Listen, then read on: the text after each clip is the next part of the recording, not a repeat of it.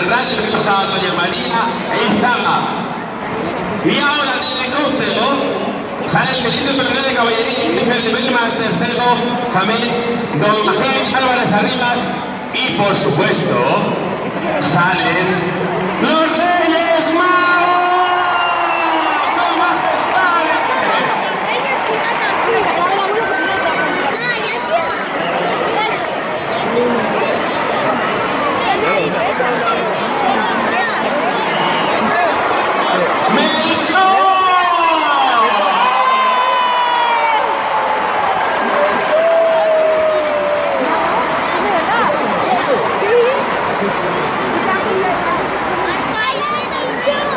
Bien fuerte porque viene Su Majestad Gaspar.